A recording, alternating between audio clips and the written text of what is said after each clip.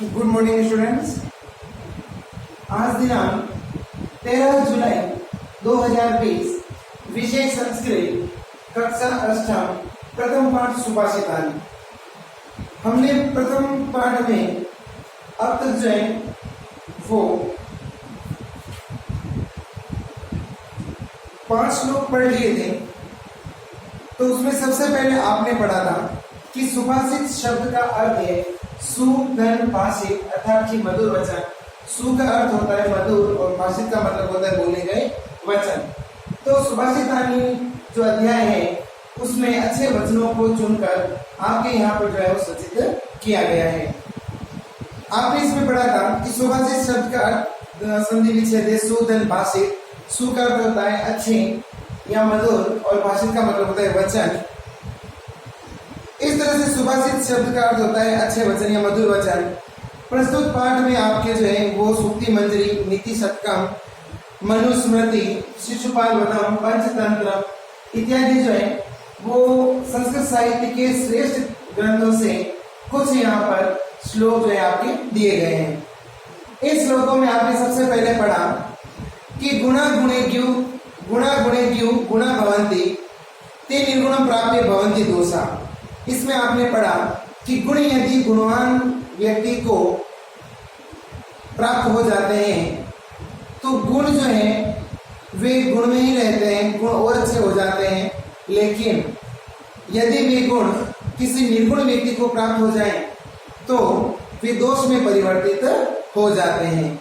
अर्थात कि यदि गुण किसी गुणवान व्यक्ति के पास जाते हैं तो वे और अच्छे और अधिक जो है वो श्रेष्ठ गुण में परिवर्तित हो जाते हैं। अर्थात कि गुण सदैव गुणवान व्यक्तियों को ही शोभा देते हैं, किंतु यदि वे गुण निर्गुण व्यक्ति के पास चले जाएं तो वे दोषों में परिवर्तित हो जाते हैं। जिस तरह से सुस्वादु तोया प्रभवन्ति नद्या समुद्रम आसाद्यं भवन्ति अप्रेया। अर्थात कि सुस्वादु तोया प्रभवन्ति नद्या, जिस प्रकार से नदियां जब पर्वतों से निकलती हैं और प्रवाहित होती हैं तो उस समय उनका जल बहुत ही मधुर होता है और पीने योग्य होता है। किंतु वही नदियां जब समुद्र को प्राप्त कर लेती है, अर्थात कि समुद्र में जाके गिर जाती हैं, तो उन मधुर जल वाली जो नदियां हैं उनका जल अपेय अर्थात कि पीने योग्य नहीं रहता, क्योंकि वो समुद्र के जल के साथ मिलकर वे भी कड़वा हो जाता है। अर्थात कि गुण सदैव गुणवान व्यक्ति को शोभा देते हैं, निर्गुणों को नहीं। यदि निर्गुणों को वे गुण प्राप्त हो जाते हैं तो वे गुण होते हुए भी दोष में परिवर्तित हो जाते हैं। फिर आपने पढ़ा कि साहित्य संगीत कला विहीना साक्षात पशु कुछ विषाणहीना। फिर आपने पढ़ा कि साहित्य अर्थात कि पुस्तक इत्यादि से संबंधित, संगीत और कला से विहीन अर्थात कि जिस व्यक्ति को साहित्य, संगीत और कला का ज्ञान नहीं होता वह बिना सींग और पूंछ के पशु के समान होता है। तृणं न खादनपि जीवमानं तद्भाग्यदेयं परम पशूनां। ऐसे व्यक्ति, ऐसे मूर्ख व्यक्ति घास नहीं खाकर अपना जीवन यापन करते हैं। ये पशुओं का सबसे बड़ा सौभाग्य है, क्योंकि यदि ऐसे मनुष्य जो पशु तुल्य हैं, यदि ऐसे मनुष्य घास खाकर जीवित रहते तो पशुओं के लिए शायद घास भी नहीं बचती। तो यहाँ पर बताया गया है कि साहित्य, संगीत और कला के बिना मनुष्य सींग और पूंछ के बिना पशु के समान होता है। ऐसा जानवर जिसकी पूंछ और सींग न हो, बस ये कमी हो, तो ऐसे जानवर के समान हो जाता है। तृणं न खादनमपि जीवमानं तद्भाग्यदेयं परम पशूनां। ऐसे मनुष्य घास न खाकर अपना जीवन यापन करते हैं इस पृथ्वी पर। यही पशुओं का सबसे बड़ा सौभाग्य है। अर्थात कि मनुष्य को साहित्य, संगीत और कला का ज्ञान होना अत्यंत आवश्यक है, और जिस व्यक्ति को साहित्य, संगीत और कला का ज्ञान नहीं होता वो पशु के समान होता है। फिर आपने पढ़ा कि लुब्धस्य नश्यति यश, लालची का यश समाप्त हो जाता है। पिशुनस्य मैत्री, चुगलखोर की मित्रता समाप्त हो जाती है। नष्ट क्रियस्य कुलम, नष्ट अक्रियस्य कुलम, और जो अक्रियाशील होता है, जो मेहनत नहीं करता, परिश्रम नहीं करता, ऐसे व्यक्ति के परिवार जो है वो नष्ट हो जाता है। अर्थपरस्य धर्म, और जो मनुष्य केवल अर्थ अर्थात कि धन के विषय में सोचता है, उसको कभी सुख की प्राप्ति नहीं होती, उसका सुख भी नष्ट हो जाता है। विद्या फलम व्यसनीन, और जो व्यक्ति बुरी संगत में पड़ जाता है, नशा पता करता है, बुरी संगत में पड़ जाता है, ऐसे व्यक्ति की का जो है वो विद्या धन भी समाप्त हो जाता है। कृपणस्य सौख्यम नश्यति, अनश्यति, अर्थात कि कंजूस का सुख समाप्त हो जाता है। क्योंकि व्यक्ति जो है, जब व्यक्ति हमेशा कंजूसी करेगा, पैसे खर्च नहीं करेगा, तो आप जानते हैं कि कोई भी सुख साधन जो है वो बिना पैसे खर्च के प्राप्त नहीं होते। तो कंजूस व्यक्ति का जो है वो सुख समाप्त हो जाता है। और विद्या फलम व्यसनीन, बुरी आदत वाले की विद्या समाप्त हो जाती है। और कृपणस्य सौख्यम, अर्थात कि जो व्यक्ति कंजूस होता है उसका जो है वो सुख नष्ट हो जाता है। राज्यम प्रमथ सचिवस्य नराधिपस्य, अर्थात कि जिस राजा के मंत्री इत्यादि आलसी हो, उस राजा का राज्य भी समाप्त हो जाता है। जिस तरह से देखो, लुब्ध से नश्यति, ऐसा लालची व्यक्ति का यश समाप्त हो जाता है। अर्थात कि जो व्यक्ति धर्म के कार्य नहीं करेगा, क्योंकि धर्म के कार्य करने के लिए उस व्यक्ति को अपना धर्म के कार्य करने के लिए, धार्मिक कार्य करने के लिए, पुण्य कमाने के लिए, अच्छे काम करने के लिए मनुष्य को धन तो खर्च करना ही होगा। लेकिन जो व्यक्ति नहीं खर्चेगा धन, अर्थात जो लालची व्यक्ति होगा, हमेशा अधिक से अधिक धन प्राप्त करने की ही कोशिश करता है, बल्कि अच्छे कार्य करने के लिए प्रेरित नहीं होते, तो ऐसे व्यक्तियों का कभी यश जो है वो नहीं फैलता है। उसी तरह से पिस्मस्य मैत्री, जो चुगलखोर होते हैं, उनकी मित्रता समाप्त हो जाती है। मित्र का सबसे बड़ा कर्तव्य होता है कि वो अपने मित्र की अच्छी बातों को तो सबको बताए, और लेकिन यदि अगर कोई कमियां है दोस्त की, मित्र की, तो उससे जो है वो थोड़ा उसको छुपाना भी चाहिए, है ना। तो हमेशा ध्यान रखना चाहिए कि चुगलखोर व्यक्ति जो होते हैं, जो एक बात को दूसरे को बता देते हैं, दूसरे की तीसरे को बता देते हैं, ऐसे व्यक्ति के जो है कोई मित्र नहीं बनते। ऐसे व्यक्ति जो है कभी मित्रता को प्राप्त नहीं होते। उसी तरह से नष्ट क्रिया से कुलम करता है परिवार, जो व्यक्ति परिश्रम ही नहीं करता है, अपने परिवार का भरण पोषण नहीं करता है, तो वह व्यक्ति अपने आप ही जो अपने परिवार को जो है वो नुकसान पहुंचाता है। अर्थात कि मनुष्य को क्रियाशील होना, मेहनती होना अत्यंत आवश्यक है। जब तक मनुष्य मेहनत नहीं करेगा तब तक वो धन प्राप्त नहीं करेगा, और जब तक वो धन प्राप्त नहीं करेगा तब तक कुल का या परिवार का भरण पोषण नहीं होगा। तो हमेशा ध्यान रखना चाहिए कि जो व्यक्ति परिश्रम नहीं करता है, कामचोर होता है, ऐसे व्यक्ति का परिवार जो है वो समाप्त हो जाता है। उसी तरह से अर्थपरस्य धर्म, अर्थात कि जो व्यक्ति सदैव धन के विषय में सोचता है, धन को खर्च नहीं करता, ऐसे व्यक्ति जो है वो धार्मिक कार्य कभी भी नहीं कर सकते, तो अपने आप उनका धर्म नष्ट हो जाता है। फिर आगे कवि कहता है कि व्यसनीन, जो व्यक्ति बुरा मार्ग पर चल पड़ता है, जो व्यक्ति हमेशा जो है वो गलत कार्य करता है, जो बुरी संगत में रहता है, या कह सकते हैं कि जो व्यक्ति हमेशा नशे पते में रहता है, ऐसे व्यक्ति को जो है वो कभी भी विद्या प्राप्त नहीं होती। उसी तरह से कृपणस्य सौख्यम, कंजूस व्यक्ति कभी सुख प्राप्त नहीं करते, क्योंकि सुख प्राप्त करने के लिए क्या चाहिए? सुख प्राप्त करने के लिए हमें धन खर्च करना पड़ेगा, और जो धन खर्च नहीं करेगा तो अपने आप इसको सुख प्राप्त नहीं होगा। उसी तरह से यदि किसी राजा के मंत्री इत्यादि आलसी हो और उनको भेजा जाए युद्ध में, और वे कहें आज युद्ध नहीं करेंगे, कल करेंगे, कल नहीं करेंगे, परसों करेंगे, तो उनकी कभी भी जो है वो विजय प्राप्त उनको नहीं होगी, और वे अपने आप हार जाएंगे और राजा को नुकसान पहुंचाएंगे। तो हमेशा ध्यान रखना चाहिए कि जिस राजा के मंत्री इत्यादि आलसी होते हैं, उस राजा को भी जो है वो कभी अपना राज्य प्राप्त नहीं होता, अर्थात उसका राज्य नष्ट हो जाता है। पीत्वा रसं तु कटुकम मधुरम समान माधुर्यमेव जनयेन मधुमक्षिकांसो संतस्ततेव समसज्जन दुर्जनानां श्रुत्वा वचः मधुर सुप्त रसम सृजन्ति। यहाँ पर बताया गया है कि जिस प्रकार से मधुमक्खी कड़वे तथा मीठे पुष्प रस को समान रूप से ग्रहण करती है तथा उससे जो है वो मीठा शहदी बनाती है, उसी प्रकार से संत तथैव, उसी प्रकार से सज्जन मनुष्य भी सब सज्जन दुर्जना नाम, सज्जन तथा दुर्जन, अच्छे तथा बुरे लोगों के वचनों को समान रूप से हमेशा सुनते हैं, किंतु श्रुत्वा वचा मधुर सुप्त रसम सृजन्ति, किंतु वे हमेशा मधुर वचनों का ही उत्पादन करते हैं। जिस प्रकार से मधुमक्खी जो है वो आपके कड़वा तथा मीठा रस समान रूप से ग्रहण करती है, किंतु बनाती हमेशा मीठा शहद ही है, उसी प्रकार से अच्छे मनुष्य सज्जन और दुर्जन दोनों की बातों को समान रूप से सुनते हैं, किंतु स्वयं हमेशा मीठे वचन ही बोलते हैं। फिर आगे देखिए, तो पीत्वा रसम तु कटुको मधुरम समान माधुर्यमेव जन्मेन मधुमक्षिकासो संत तथैव सम सज्जन दुर्जनानां श्रुत्वा वचा मधुर सुप्त रसम सृजन्ति।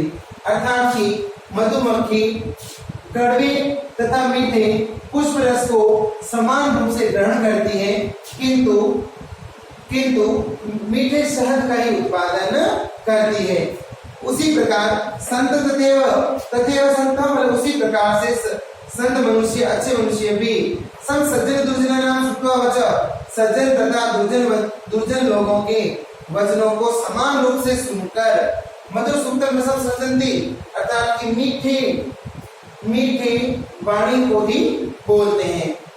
आगे देखिए, विहाय पौरुषम यो हि देवमेव आलम्बते, अर्थात कि जो मनुष्य पौरुषम अर्थात कि परिश्रम को त्याग कर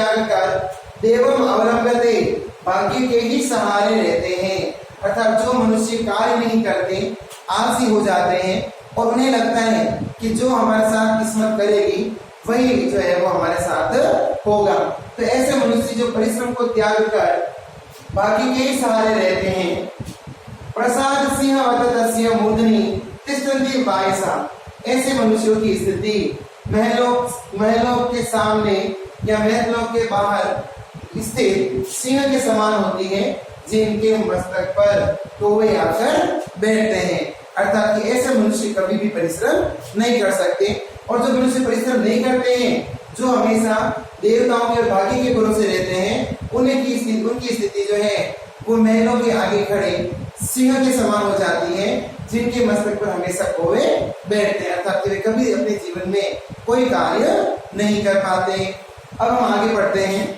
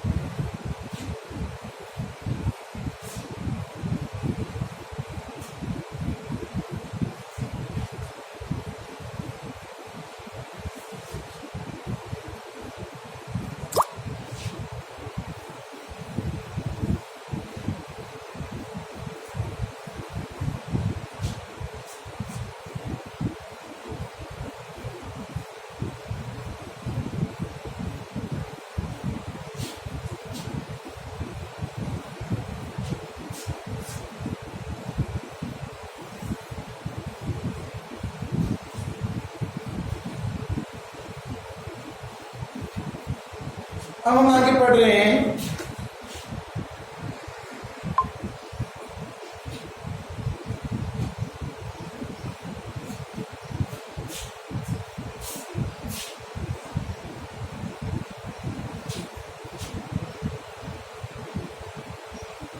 पुष्प,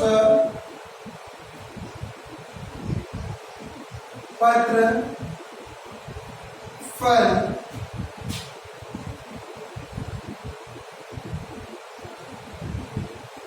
छाया,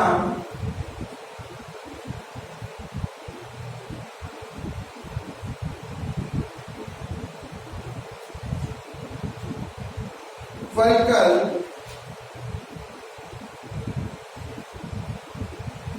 दारूभी।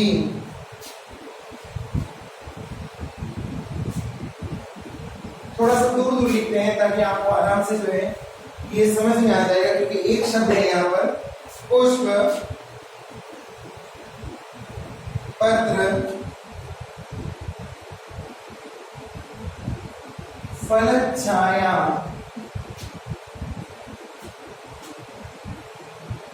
छाया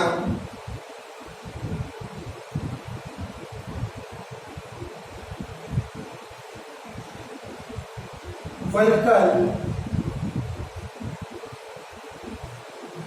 दारूभी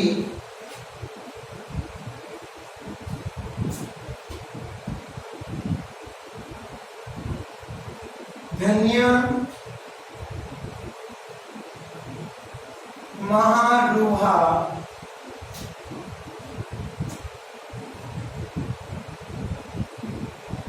येषाम्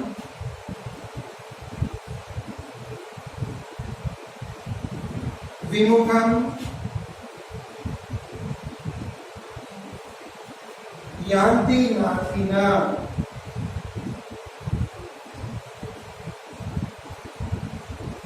नाथिना अर्थात कि पुष्प पत्र का मतलब होता है पत्ते,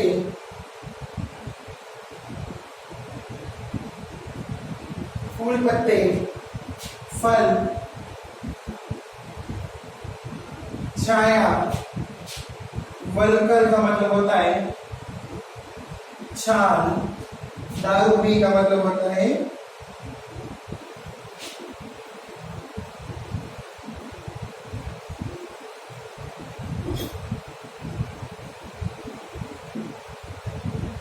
लकड़ी,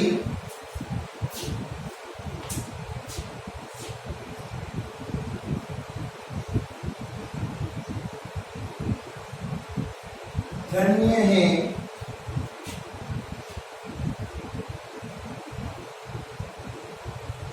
वृक्ष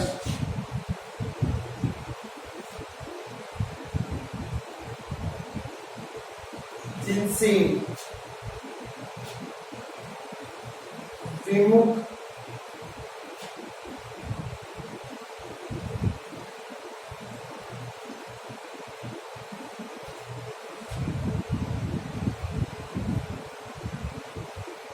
खाली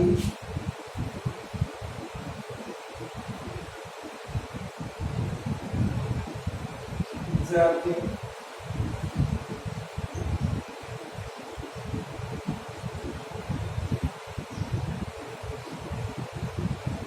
देखिए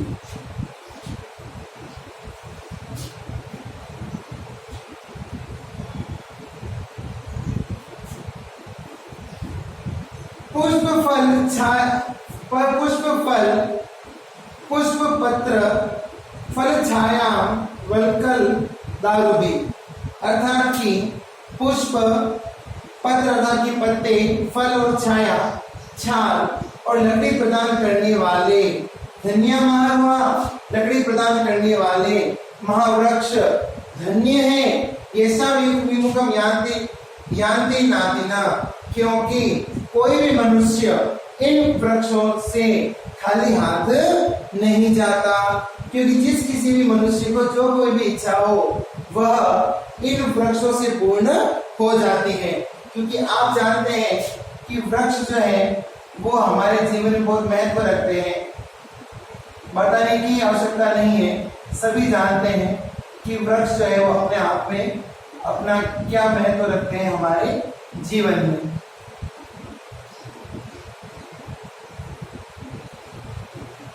आप जानते हैं कि कोई भी मनुष्य किसी भी वृक्ष को उगाए उससे जो है वो हमें कभी भी जो है वो खाली हाथ नहीं रहना पड़ता।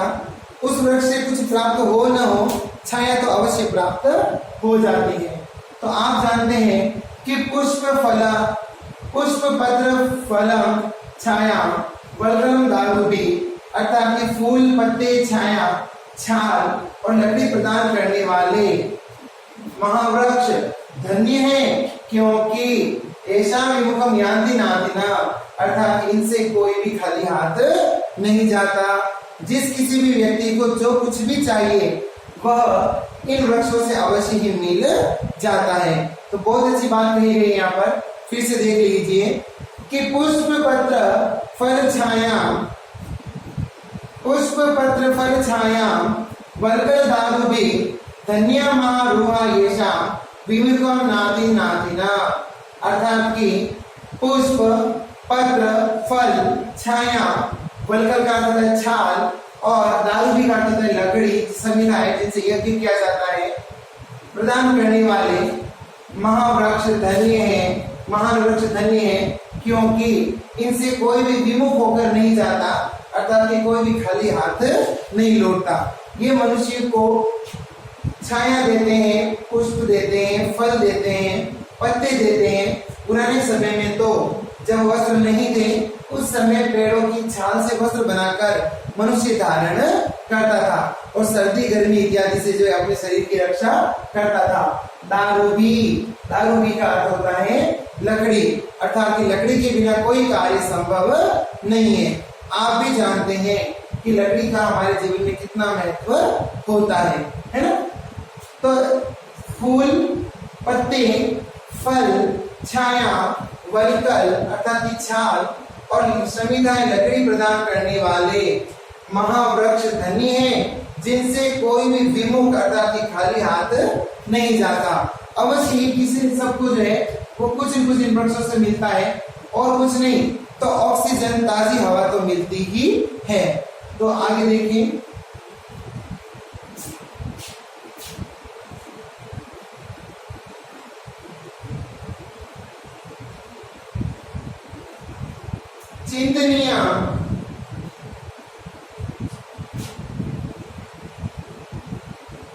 चिंतनीय ही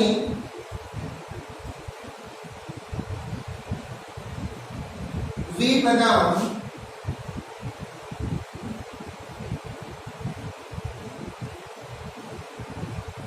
आगामी प्रतिक्रिया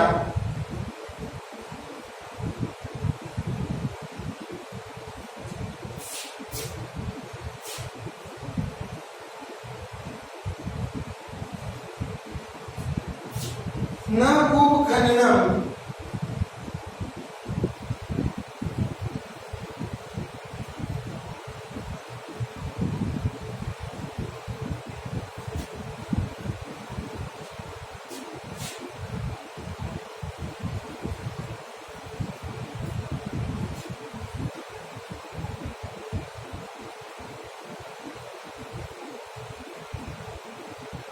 उत्तम प्रदीप्ते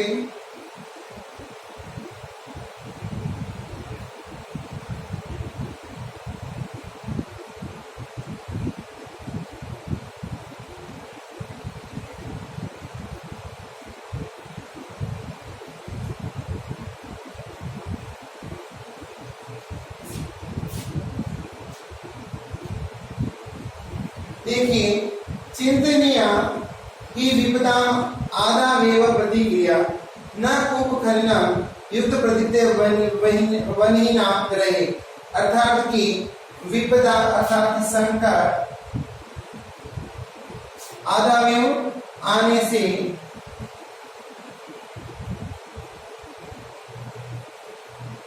पूर्व प्रतिक्रिया निदान उपाय चिंतनीय विचार न कूप खननम कुआं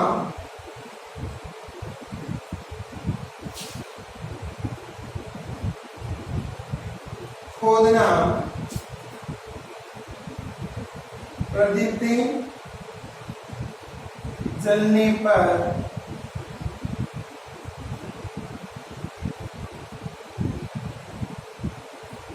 अग्नि घर में।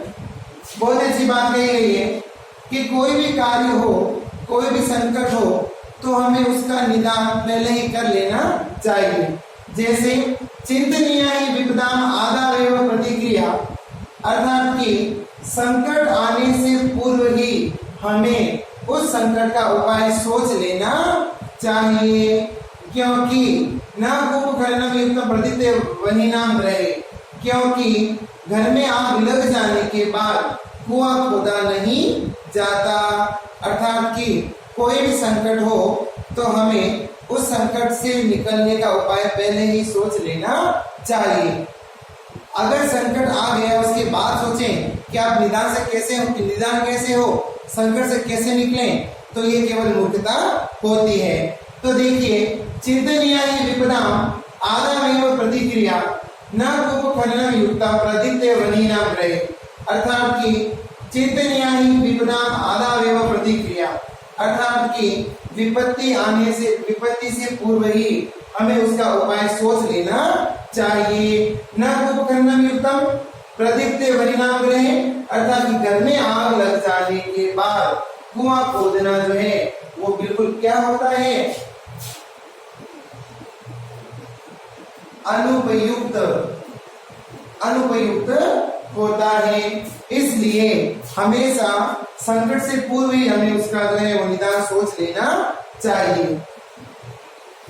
अब सोचिए, किसी व्यक्ति को पता है कि वो गाड़ी पर जा रहा है, चलो ठीक है गाड़ी पर जा रहा है, उसने हेलमेट नहीं लगाया, उसने सोचा कि क्या हो जाएगा, एक दिन मैं ऐसे ही चला जाता हूँ, और वो जैसे ही आगे गया उसका एक्सीडेंट हो गया। अब जब उसका एक्सीडेंट हुआ तब सर से खून निकलने लगा, साथ में जो था उसके भी बहुत भयंकर चोट लगी। तब उसको लगा कि अब मैं हेलमेट लेके आता हूँ और हेलमेट लगा लेता हूँ ताकि अब मेरे चोट नहीं लगेगी। ये तो हो गई मूर्खता वाली बात, क्योंकि विपत्ति आ गई, उसने आपको पीड़ित कर दिया और अब आप निदान सोच रहे हैं तो उसका कोई अर्थ नहीं है। तो हमेशा और दूसरा व्यक्ति ऐसा था जो घर से निकलने से पहले उसने हेलमेट लगाया, अपना लाइसेंस रखा, गाड़ी की स्पीड भी धीरे रखी और आराम से गया, आराम से अपना काम करके आ गया। तो ऐसे व्यक्ति जो हैं उनके साथ कभी कोई दुर्घटना घटित नहीं होती। और एक व्यक्ति जो तेज चला रहा है गाड़ी को, हेलमेट भी नहीं लगाया, साथ में कोई लाइसेंस वगैरह भी नहीं है और कोई दुर्घटना घटित हो गई, फिर वो सोचे कि नहीं अब तो जो है वो मैं हेलमेट लगाऊं, तो अब लगाने से कोई अर्थ नहीं है।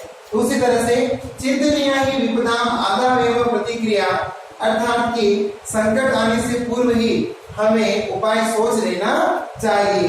न कुंभकर्ण युक्तम प्रदित्य वनीनाम रहे, क्योंकि घर में आग लग जाने के बाद कुआं खोदना अनुपयुक्त होता है।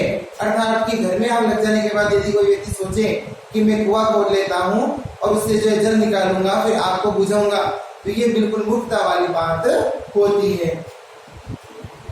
तो वापस देख लीजिए, पुष्प पत्र फल छाया बलकर दारू भी धन्या महारुहा येषा विमुखम यान्ति नातिना, अर्थात कि पुष्प, पत्ते, फल, छाया, छाल और लकड़ी इत्यादि प्रदान करने वाले ये महावृक्ष धन्य हैं, क्योंकि इनके पास आने वाला कोई भी व्यक्ति खाली हाथ नहीं जाता।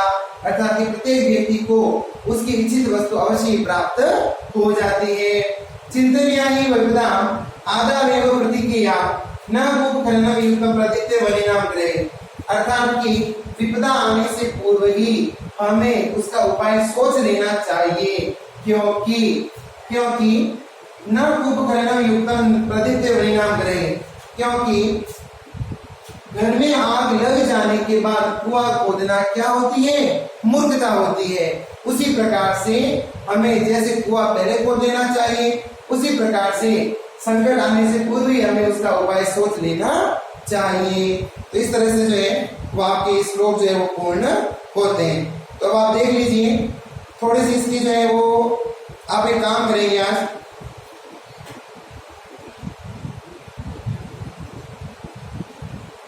अब आप लोग एक काम करें, इसके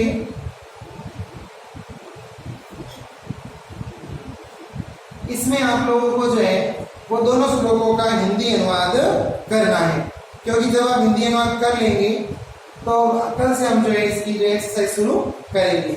आज का होम असाइनमेंट सुन लीजिए।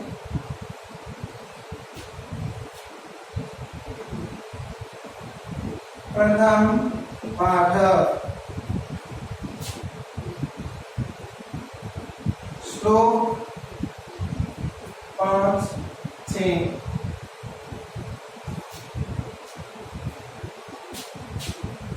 की सप्रसंग व्याख्या करें। ये आपको कार्य जो है वो अपने उत्तर पुस्तिका में करना है, डेट मेंशन करनी है। जितना काम हो चुका है उसके आगे आपको वापस डेट मेंशन करके आज की, और इस तरह से जो इन दोनों श्लोकों का सब प्रसंग जो आपको व्याख्या करनी है। धन्यवाद।